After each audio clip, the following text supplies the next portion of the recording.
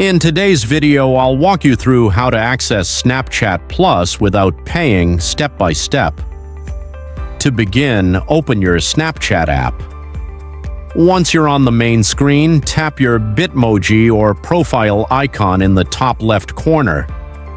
After that, head to the settings by tapping the gear icon in the top right corner.